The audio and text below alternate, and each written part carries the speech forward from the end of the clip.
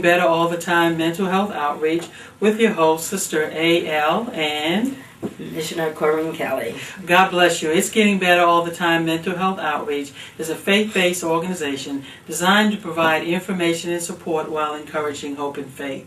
You can find out more about us by logging on to our website at www.igbattmho.org.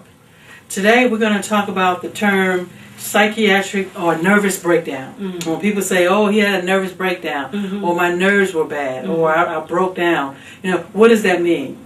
Now, first of all, when we look at from a medical terminology, there's no medical terminology nervous breakdown. That's a word that a lot of times we use, mm-hmm. people use to say my nerves are bad, I had a nervous breakdown. Mm-hmm. But many times when people say that, mm-hmm. they're referring to the point that I had a nervous breakdown, meaning I became so overwhelmed, I was so stressed out, mm-hmm. that maybe I couldn't sleep, maybe I couldn't eat, maybe I couldn't concentrate or do things that I used to do. Mm-hmm. So when we talk about having a nervous breakdown, people use that term differently depending on where they are. And when people say to me, "Oh, I'm taking these medications for my nerves," well, what does that mean? Or I had a nervous breakdown. What does that mean? That means different things to different people. Okay. But essentially, when they say that, they're referring to some type of mental concern, either I was really nervous, I was really anxious, or something that was going on with them. Okay, you were going to say? Well, that's interesting, mm-hmm. because that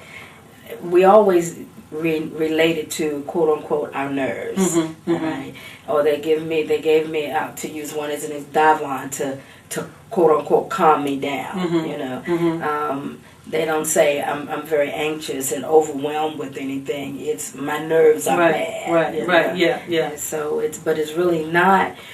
Now that you're explaining, it's really not so much the nerves as it is an emotional and mental breakdown. Exactly. Mm-hmm. And I think it's so important that we understand that, because just now that we're doing this taping, so many things have happened just in the last few weeks. Mm-hmm. I think we had a situation where a lady, seemingly a nice lady, mm-hmm. well-adjusted lady, mm-hmm. her reports, her and her husband were having financial problems. Mm-hmm. We got a report that she shot her 14-year-old daughter mm-hmm. and killed her husband. Mm-hmm. We had another situation where a mother killed her child. Mm-hmm. And we have this situation with these men eating another man's face. So a lot of things are just going on. Mm-hmm. And when you look at these people or you hear the stories, we automatically think, oh, this person, they just snapped. Mm-hmm. We use the word just snapped. Mm-hmm. Again, what does it mean when we say that somebody just snapped? Mm-hmm. It did, but it's not a thing of just like I was to take a pencil and just snap it mm-hmm. all of a sudden. It's a trickle down effect mm-hmm. of a lot of emotional and mental things that was adding up. Basically. Exactly. And they just got to that point where they were overwhelmed and couldn't take anymore. Right. Yeah, exactly. And that's one of the reasons why we do the show, to get people to understand, to kind of take a look at what's going on in their lives, take a look at yourselves, so you won't get to that point where you're so become overwhelmed and can't take it anymore. Because like you said, we use the word snap, but that's not at that moment, but it was a gradual build-up. Build up financial concerns. I lost my job, this issue. And it's different with different people, because some people could lose their job and not have any money, and they can make it, and then someone else, could have the same situation and then just snap. So when we use the term, it depends on the individual, it's relative to the person. Their capacity of endurance. Right, exactly. So it's so important is that when you find yourself or you see someone else having difficulty sleeping, one of the things that we always look at are changes and how a person used to operate. Changing and sleeping too much, not sleeping enough, eating too much, eating too little, poor concentration, more agitated, exactly, than usual, mood changes, either more irritable, more depressed, more withdrawn, all these things are symptoms or are symptoms or can be changes that you have to pay attention to. You know, whether it's in yourself or it's in a loved one. Yes. So it's really important when we look at being a mental health advocate or taking care of ourselves that we notice these types of things. Yeah, because we're at a time where we pass too many things off. Oh, they'll be all right. They're just going through a little phase right now, and then that phase we more than we know could be already at that point, but we don't know it because where our acceptance of certain things is beyond what it needs to be. When, as you said, that what would be that person's normal stamina, and then all of a sudden there's a change. You know, we just pass it off rather than, "Are you okay? Can we help you? Can I direct you where to get some help if need be?" Alongside the fact that the person that's going through whatever the situation is, a lot of times they say, "Oh, I'll be okay." They themselves are in a denial state that anything is really going on with them. And you said it, I mean, it's so important that we have to kind of take care of ourselves and take care of each other. Yes. When we look at, especially what's going on now, when we look at the financial concerns, many people are out of work, many people are losing their jobs. You know, we talk about, you know, when you listen to the politicians, they say things are getting better. Well, I'm sure they are. But for some of us, for many of us, things are not getting any better. That's You know, right. you have so many people are still out of work, so many people have financial issues, losing their homes, worried about their children. So there's just so many things that's going on. Yes. And when we talk about snapping or having a nervous breakdown, some people are already psychologically, if I could say this, on the edge anyway. Yes. Some people are already predisposed to having a mental illness. So when things begin to build up, it really pushes them over the edge quicker than it would maybe somebody else. That's right. Like you would say, the endurance, the ability to endure certain things. So we don't want to underestimate or overestimate. By any means. You know, you want to, you know, if you're a friend, you see something going on, it's okay to ask, "Hey, how are you doing?" Yes. You know, do you want to talk? And even, you know, just if they don't want to talk, you talk to them. You know, how are things going? You know, just to kind of, hey, anytime you want to talk, I'm here for you. You know, to kind of understand, hey, what's going on? Because it's definitely hard out there. And we, you know, I think many times, especially in our community, we're so busy working, we're so busy trying to stay alive, we're so busy, you know, trying to keep things together that we, again, overestimate our strength. You know, because I'm used to dealing with this. You know, I'm used to, especially, and when I mean our community, within the Black or African American community, well, I'm used to making do. You know, I'm used to doing this, and then we get used to it, and we keep going and keep going and keep going, not realizing that we may not snap psychologically, but we snap physically. Right. You know, Absolutely. you see, they talk about the overweight, you talk about the alcohol use, the drug use, all of this type of stuff. You know, is another example of how a person can snap. We have so much stuff going on with us. So again, we don't want to underestimate what's going on. Yeah, even to the point of when an individual don't want to deal with their own issues, they can get overly involved in other things as a way of escape from. And I'm going to use this as an example. I'm looking at situations now where they continuously fasting and praying and for denying meals for 3-4 weeks at a time, and then all of a sudden they go into a fast, and then, you know, I'm fasting. Well, the body needs to be rebuilt. Okay, and unfortunately they can use that as well as an escape. They don't see it or recognize it as an escape. You know, they're so involved. I'm going to do. They're denying the responsibilities that they need to be doing at home, or denying the children at home because they busy, quote unquote, gotta go to church. And that's where there needs to be a balance. You're wondering what's going on, why the children, and every time, where's mommy? Mommy's, mommy gone. Was mommy going to do this for this, and mommy running here and there, but mommy's not taking care of. In some cases, even daddies, not taking care of situations they need to be taken care of because they don't want to deal with. They're so overwhelmed with their own situations that they're looking for a way of escape, and they begin to take on unnecessary tasks. Right. And you know, and one of the thing about it, when we look at the Bible or think about the gospel is all about a balance. You know, we can use a good thing, hide behind a good thing. You know, we look at, we were talking earlier about the drug use and how people are using drugs as a way to escape. Escape from what? Escape from how I'm feeling at the moment. Escape from my environment. You know, I'm stressed out. I need that extra edge at work, so I'm taking drugs to help me to escape, you know, from that down feeling. So everybody wants to escape from alcohol. TV, which could be a good thing, can also be an escape. You know, not confronting an issue that needs to be confronted can be a way of an escape. So we have to be careful that we have that balance, that we don't become, because when we become unbalanced in one area, it's real easy to become unbalanced in other areas as well. Trickle down effect. Yeah, it reminded me of Proverbs 11:1 that says, "A false balance is an abomination unto the Lord, but a just weight is His delight." Right. So even the Lord wants our lives to be balanced out. Yeah. Okay, and you know, we in this going overboard in. That's for lack of a better word in things that we're doing, and you know, I realized you would use it for earlier. You were saying how we in the African American society, we say, well, I'm used to quote unquote making do. And then at some point, making do is not enough anymore, especially with things going the way that they are now.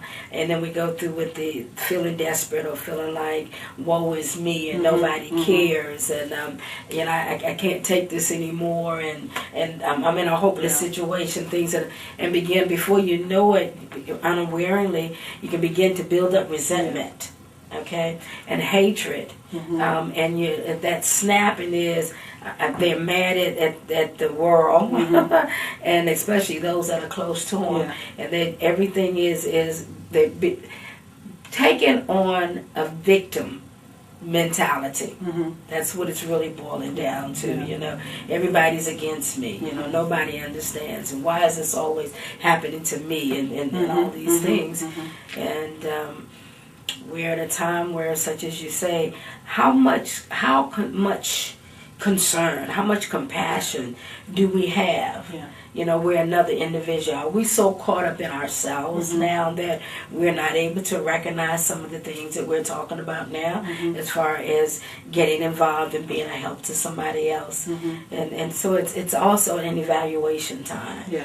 And I think, you know, just think about a couple points. You know, thoughts, feelings, and behaviors are connected, as we always say. So as a man thinketh in his heart, so will he be. So if I'm ruminating and constantly thinking about my problems and with no balance in that, because sometimes when we're thinking, when we get depressed and we're thinking about something, all we can think about is what we can see. I don't have any money, things are bad, blah blah blah blah blah. We need other people to come in to kind of shake that thought pattern, to kind of bring up the other side. Well, yes, things are going this way now, but they can change. We need other people to kind of bring that balance. You know, and we I say this all the time. You might see me, and I might be smiling, you know, and cheerful to you now, okay? But you don't know what I'm dealing with when I go. We have a bad habit of putting up a facade. Like everything is going okay. I've got all my ducks in a row like they're supposed to be, and you know, this nothing and nobody bothers me attitude, you know. So it's time to get rid of the falsehood as well. Okay, and it's not that help is not out there, but we feel like, well, my life is private, and I've heard many people say this. I don't need nobody else up in my business type of attitude, and then I'm gone too far. Okay, to the point of, if not hurting myself, hurting someone else. And usually when a person takes on that thought, you know, they do go too far, you know, because that's what happens when a person starts thinking about suicide in that very moment. You know, it's all they can see is what they can see at that moment. You know, it's my private thoughts, my own private plan. You know, it's all about me and kind of what I want at that moment. And I just, you know, want to say to people, I mean, yes, it's hard out there, but it can get better. You know, the thing is, if you lose your house, and this is going to sound cold, but I hope that you hear what I'm saying. You lose your house, you're not the first person who's lost a house. You know, you can get over that. But my pride will make me feel like, you know, pride will make me have tunnel vision. Mm-hmm. That's what the word I'm looking for. Nobody else has ever gone through this before. Nobody else, tunnel vision makes me see me, myself, my, and no more. Mm-hmm. Okay, and how dare this happen to me? Right, exactly. Yeah. Okay. Unfortunately, life is not fair. Sometimes we make choices in our past that's now affecting us in our future, or now that's affecting us negatively now. And well, we can't. If we can change it, we can change it. If we can't, we can't. Sometimes, we can't, and we have to deal with that. Okay, I made a mistake. I didn't save as much money as I thought I needed to have saved. So now I'm out of work and I have no savings. Even I even go even farther than I was looking at another situation where the husband had good credit and the wife didn't. Okay, and unfortunately there wasn't as much honesty as it should have been, and. So some things happen, and in a marriage it can be a little harder if you've not talked about and do not feel like you need to communicate with one another sincerely and honestly where finances is concerned. You might have one that's a spendthrift and one is more stable with the money, but if that one that is stable, he's got that male or female, so it'll be husband or wife, you got to determine that, no, I cannot be overbearing and controlling because I'm more stable. This one over here can't feel like they're the victim because you want to dictate to my life and not see that we're in this together. And if you're the one that's better in it, then I need to work with you and know that it's the goal is for the both of us and not for me by myself. Right. And then I look at a situation where they were in the process of looking to buy a home and thought it was going to go through, and just a few days before it fell through. They were devastated, okay? What happens? A few months later down the line, one of the spouse find out that they're very sick, okay? And then a few months later, the other spouse was ripped off from the job. So what if they? What I'm getting at is this: sometimes the Lord will intervene in things and decisions that we think is best for us, and then instead of us getting mad with God and how dare God, why God, I prayed for this and I asked, he said if I ask anything his name, and God didn't do this, why? And now they're mad at God. Yeah. But farther down the line, they were able to see how God in his infinite wisdom was looking out for them. Okay, so they're not on the street. Okay, they weren't able to buy the home, but they have been able to be a blessing with other people, okay, in what they do have, and to help bail some other people out of some things. But what if they had? Where were they going to go? They'd have been out on the street. Who's going to? People are not apt to take everybody in anymore. No, especially not. Okay. And I think the point of what we're making is we started off. First of all things work together for good. Yes. But with the point we're talking about nervous breakdown, quote unquote, people having whatever. My nerves are bad. Bad things are happening. People quote unquote just snap. What we're saying is that before it gets to that point, get help. Yes. Before it gets to that point, realize that sometimes some things that happen in our life happen for a reason. It happened, to get us to see where we are before things get worse. Okay, all right, I'm having this financial problems, I'm having these financial difficulties. Okay, that's a sign that I'm too close to the edge. That's a sign that maybe I need to take a look at how I'm spending. I need to take a look at what I'm doing with my money. It's a sign that I need to regroup. And it's not a sign that's saying that it's over. If I lose my house, I have to move into an apartment, I have to live with somebody, I have to live into a shelter, it's not the end of the world. No. If I can't go to the college that I want to go to, it's not the end of the world. I don't get the job that I wanted to get, or I lose my job, it's not the end of the world, is what we're telling you people. Okay, there are many situations that come up that are bad. They're bad, they're devastating, but they don't have to keep us down permanently. Right.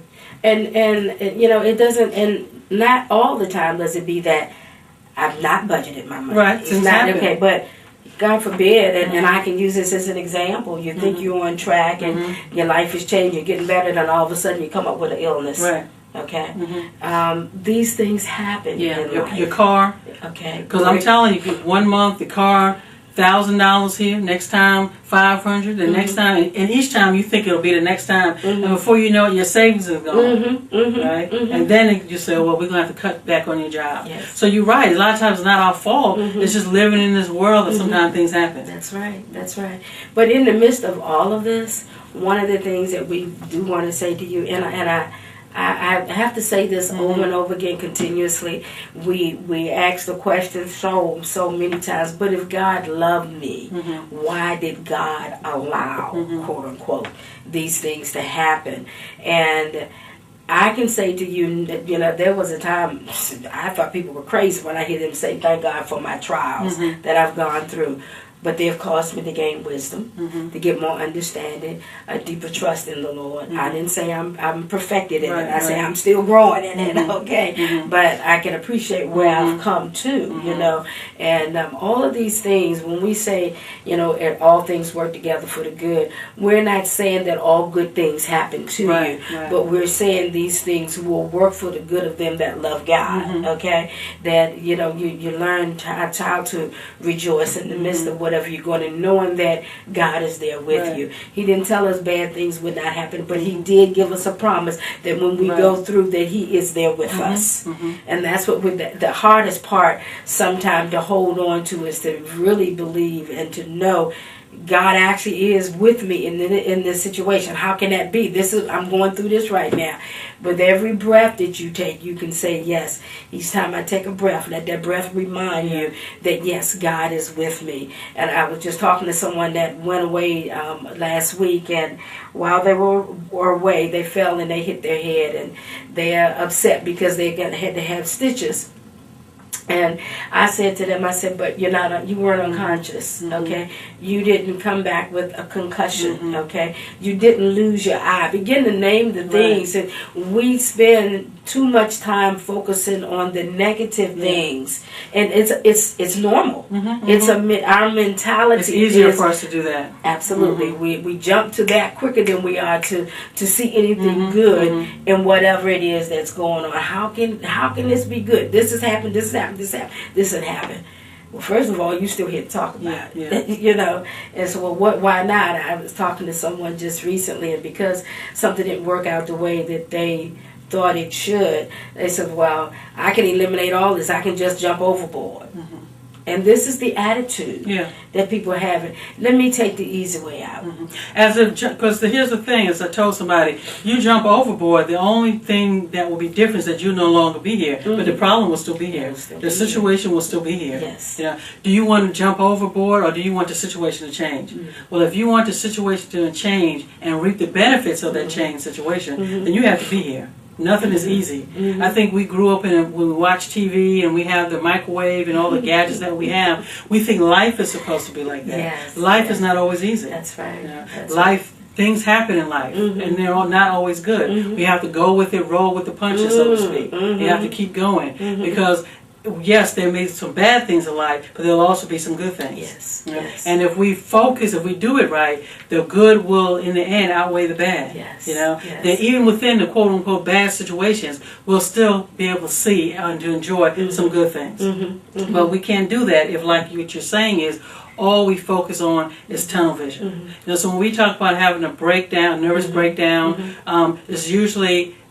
And again, it's so hard because people use that term and it means different things. But many times what people are talking about, temporarily a person is unable to manage their life, or they're out of control momentarily. Well, right where you are, that is one of our main problems. We want to do just what you said. We want to be in control. We want to dominate everything that goes on in our life, and it just don't happen that way. Sometimes life will let you know who's in charge. I was watching this show. What is the show where they go out on the fishing boat? Anyway, they go catch crabs. Anyway, it's a show that I like. Okay. I think I'm the only person that I know in my circle who really like the show. They go out and they go fishing and catch crabs.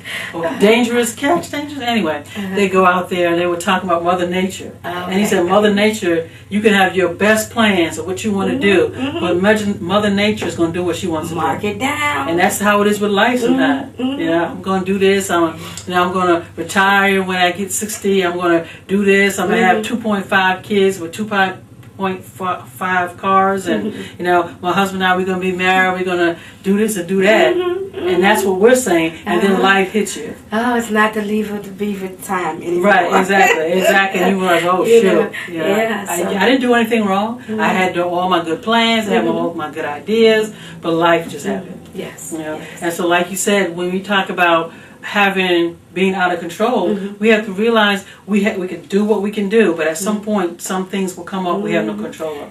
We have no control over illness. Right, and that's where my mind goes back to Proverbs 3, 5, and 6. Trust in the Lord with all you. For those of you that know the Lord, trust in the Lord with all your heart. Lean not to your own understanding. In all our ways, acknowledge Him, and that's something we don't do.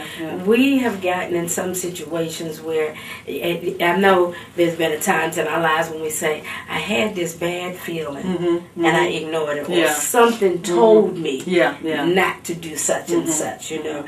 And if we could tap into that more, we wouldn't have as many turmoils in our life. And you know, I didn't understand it in earlier years when you know, I read where God said He would give us peace in the midst of the storm.